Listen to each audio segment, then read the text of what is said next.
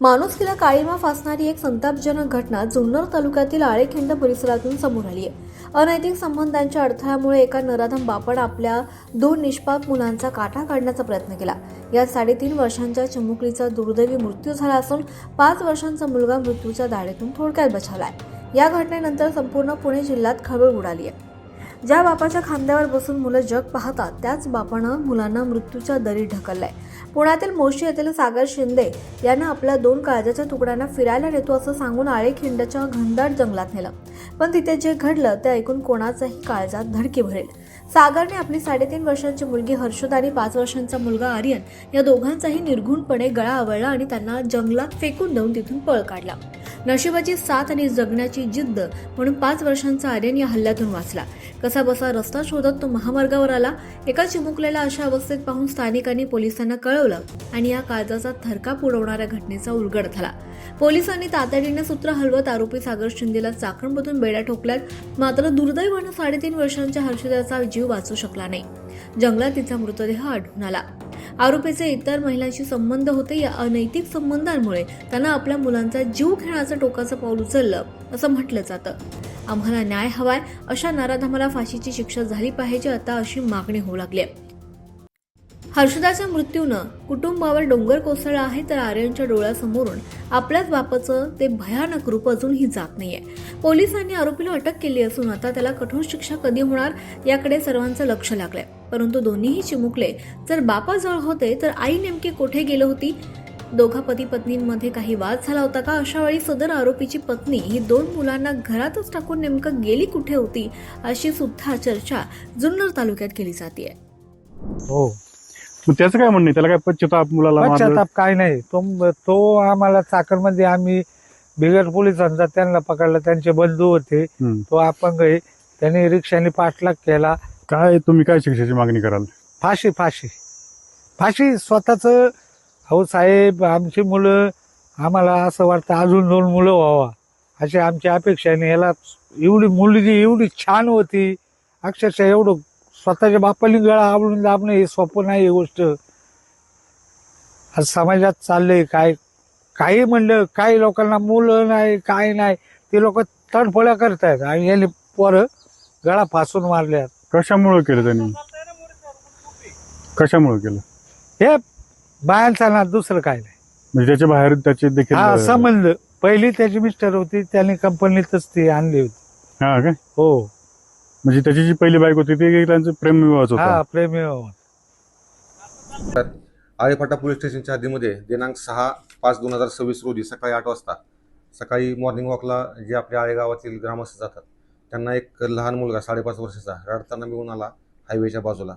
मग त्यांना संशय आल्यानंतर त्यांनी पोलीस स्टेशनला खबर दिली आणि आम्ही त्याला मुलाला पोलीस स्टेशनला आणून त्याच्याकडे आम्ही चौकशी केली असता तो 5.5 वर्षाचा आहे. फक्त त्याला काही जास्त बोलता येत नाही. फक्त मला इथं मी पप्पा आणि माझ्या ताईसोबत आलो आणि मला इथं सोडलं आणि पप्पा आणि ताई दोघंजण इथून निघून गेले, एवढंच तो सांगत होता. परंतु त्याच्या बोलण्यात त्याची आत्या शिरपूरला राहते, माझी आत्या शिरपूरला, मी सुट्टीला गेलो होतो असं बोलण्यातून निष्पन्न झाल्यामुळे आम्ही शिरपूरला त्याचा फोटो पाठवून चौकशी केली असता त्याची आत्या, सख्खी आत्या आहे, ती त्या ठिकाणी पोलीस पाटील आहे. तिच्याकडून ह्या मुलाच्या आई वडिलांचा, त्याच्या आजी आजोबांचा शोध लागला. त्यानंतर ते आत्या, आजी आजोबा सगळे पोलीस स्टेशनला आले. त्यांच्याकडे चौकशी केली असता असं समजलं की ह्या मुलाचे वडील जे आहेत सागर शिंदे म्हणून, तर त्यांना 2 मुलं आहेत, एक मुलगा आणि एक मुलगी आहे. आणि हा सापडलेला मुलगा 5.5 वर्षाचा आणि मुलगी 3.5 वर्षाची, अशी 2 मुलं आहेत. आणि त्याची आई जी आहे ती 6-7 महिन्यापूर्वी वडिलांना सोडून गेलेली आहे आणि ही मुलं वडिलांकडं आणि त्याच्या आजोबांकडं, आजीकडे राहतात. आणि त्यानंतर मग ते घरचे त्याचे सागर जो शिंदे आहे त्याचे वडील सदाशिव शिंदे इथं पोलीस स्टेशन आल्यानंतर त्यांनी सांगितलं की दिनांक 5 तारखेला सकाळी 10:30 वाजता सागर शिंदे त्याच्या 2 मुलांसह घरातून निघून गेलेला आहे, मुलांना बाहेर फिरवून आणतो असं सांगून. त्यानंतर तो परत घरी आलेला नाही. मग तो त्यानंतर सागर शिंदे कुठं आहे हा शोध लागत नव्हता. प्लस त्यांची मुलगी, तिचा सुद्धा काही शोध लागत नव्हता. आता ते मोशी येथून त्यांच्या राहत्या घरातून मिसिंग झाल्यामुळं आम्ही चौकशी करून मोशी पोलीस स्टेशनचे संपर्क करून आम्ही आमच्या सरकारी गाडीतून त्यांना त्या पोलीस स्टेशनला पोहोचवलं. आणि पोलीस स्टेशनला इंट्रॉगेशन चालू असतानाच पोलीस स्टेशनला अशी माहिती भेटली की तो जो सागर शिंदे आहे हा हद्दीमध्येच एका ठिकाणी पानटपरीवर बसलेला आहे आणि घटनेचं गांभीर्य लक्षात घेऊन पोलिसांनी जाऊन त्याला ताब्यात घेतलं आणि पुढील चौकशी कामी आळेफाटा पोलीस स्टेशनच्या ताब्यात दिलं. त्याला आम्ही ताब्यात घेतल्यानंतर की बाबा ती मुलगी कुठं आहे हा सगळ्यात महत्त्वाचा तपास राहिला होता.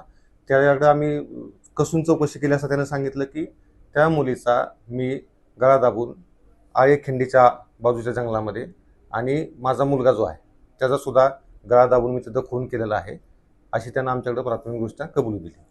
त्या कबुलीच्या अनुषंगानं आम्ही पंचांना बोलून त्या परिस्थितीचा पंचनामा केला असता म्हणजे तो जो त्याचा मुलगा जिवंत राहिला होता हे त्याला माहीत नव्हतं. त्यानं दोन्ही मुलांना मारण्याचा प्रयत्न केला होता किंवा मारलं होतं. त्यातला एक मुलगी मरण पावली आणि मुलगा सुदैवानं जिवंत राहिला. आणि नंतर आम्ही पंचांसोबत जाऊन तिथं घटनास्थळ पंचनामा केला, पूर्ण ते जंगल सर्च केलं आणि आरोपीनं दाखवल्याप्रमाणे त्या ज्या ठिकाणी तिला मारलं होतं त्या ठिकाणून त्या मुलीची बॉडी आम्हाला हस्तगत झालेली आहे. त्यानंतर पोलिसांनी आम्हीच फिर्याद देऊन ती तक्रार दाखल केलेली आहे आणि त्या अनुषंगानं पोलीस स्टेशनला CR नंबर 133/2026 भारतीय न्याय संहिता 2023 कलम 103(1), 109, 93 आणि 238 याप्रमाणे गुन्हा दाखल करण्यात आलेला आहे आणि आरोपी सागर सदाशिव शिंदे वय 29 वर्ष राहणार गायकवाड वस्ती मोशी तालुका हवेली जिल्हा पुणे या सदर गुन्ह्यात अटक करण्यात आलेली आहे.